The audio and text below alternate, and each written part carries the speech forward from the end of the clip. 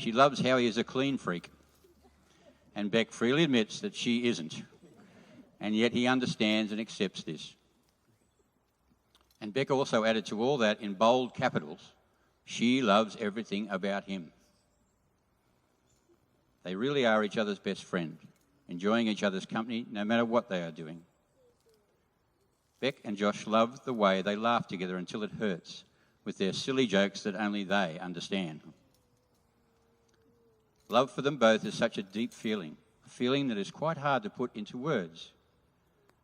It's about caring for each other, thinking of each other often, and no matter what the other does, never letting go and never stop loving one another. When I asked about the marriage proposal, well, let's just say Beck was a little bit more detailed in her story than Josh was. It was on a holiday in Queensland last year, and Queensland has always been a special place for them both. They love to holiday there, and they have shared a lot of great memories in Queensland, from schoolies to their first ever holiday away together and several other trips since then.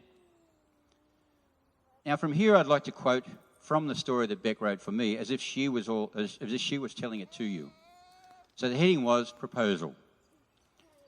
We headed off to the airport and Josh was acting really weird. I just put it down to the fact he had had his football mad Monday celebrations the day before and he was very hungover. However, once we got to the metal detectors, Josh started asking me 100 questions, like, shouldn't you take your jewellery off? Will it beep if you leave your rings on? Well, little did I know that he had my engagement ring in his wallet. When we arrived in Queensland, we settled into our apartment and Josh was super keen to go out for dinner. We went down to a beautiful Italian restaurant and shared a pasta and pizza. Josh then took me down onto the beach. It was such a beautiful night, under the stars, and we have both always loved hanging out on the beach, just the two of us. While sitting on the beach, Josh asked me how much I loved him. Well, I then rambled on about how much I really do love him. I then asked him the same question. Josh replied with, close your eyes and I will show you. When I opened my eyes, Josh was down on one knee. From that moment, the rest was a blur. With tears rolling from my eyes, the day I had dreamed about for years was here. And not only had Josh organised a ring, but he knew how much I loved my great-grandmother's ring, which my auntie has as her engagement ring. And he got a replica of this made, especially for me. And this meant so much to me. So I ask everyone, can we consider Josh a romantic? Well, I think the answer is yes. They have already had a lifetime of special memories and moments together, from attending the same school to sharing the same family and friends and going on holidays together to the beach at Barwon Heads and also Surfers Paradise.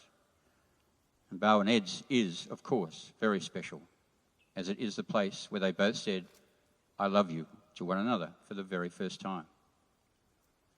Then there is the box full of love letters and emails they sent to one another during their high school years, and the fact that they have always been referred to as the Special Two from a song by Missy Higgins.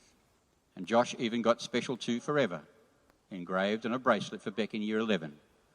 Oh, what a smooth operator he was even back then. They share common values of trust and communication and honesty and family and commitment to each other, but most of all, love and friendship. They have simple dreams for the future, to settle in together in their new home, to have careers that they are successful in and happy with, to start a family and make many more memories and share many more adventures that are yet to happen. They both want to emulate the loving unions of their respective parents, Rod and Wendy, and Greg and Cherie, who have been happily married for many years. Marriage to Beck and Josh means standing by each other no matter what circumstances arise. It means caring and trusting and being willing to sacrifice mentally, emotionally and physically to ensure each other's well-being. It means always talking about how they feel about one another. So marriage is the next step in the natural progression of their relationship. It is the opportunity to stand before all of you and speak those words of love and commitment. And this ceremony is one of the most deeply powerful and moving moments in a lifetime.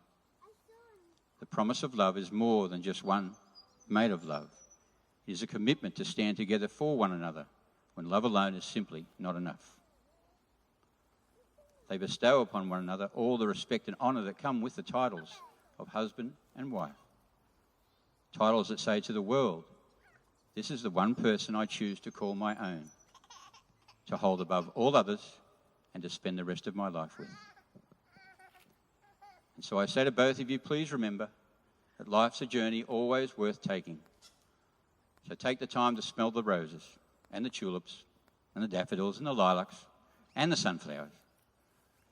Count your blessings like children count stars. The secret to a happy life isn't buried in a treasure chest. It lies within your heart. It's the little moments that make life big. I am very certain that everyone here wishes you every success and happiness for the future. Within our ceremony, I would now like to call upon Claire, Josh's sister and soon-to-be Beck's sister-in-law, to share with us our second reading, which was chosen by the couple. After that, I'll try very hard not to cry. The lyrics I'm about to read, this is going to be hard, are from a song, The Special Two, by Missy Higgins. This song has always been a very special song to Beck and Josh. When you are young, you have an image of your life, that you'll be scrupulous and one day even make a wife. You make boundaries you'd never dream to cross, and if you happen to, you wake completely lost. I will fight for you. Be sure that I will fight, so we will always be the special two. We will only need each other. We'll breathe together. Our hands will not be taught to hold another's. We are the special two. We can only see each other. We'll bleed together. Our arms will not be taught to need another because we are the special two.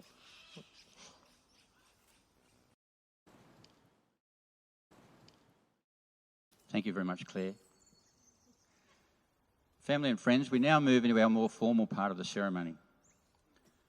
So I, Lawrence Gibbs, am duly authorised by law to solemnise marriages according to law. Before you, Joshua Westwood, and you, Rebecca Cracknell, are joined in marriage in my presence, and in the presence of these witnesses, I am to remind you of the solemn and binding nature of the relationship into which you are now both about to enter.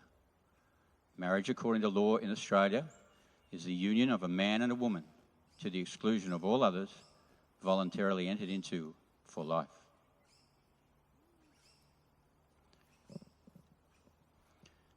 Josh and Beck, there are things that you can do to ensure that you both lead a long and happy life together. The love, laughter and friendship that you share has been the foundation upon which all that is good in your lives has been built. So I ask you both, do you promise to nurture your friendship and the love that has blossomed from it by sharing openly and honestly your thoughts, feelings and ideas, by truly listening, respecting and supporting one another, by sharing the successes and learning from the mistakes? Do you promise to encourage one another, to be more than either of you could be alone?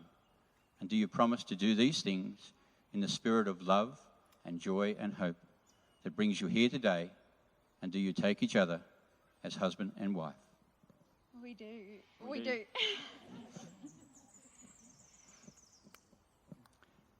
I'll now get Josh and Beck to say their vows to each other.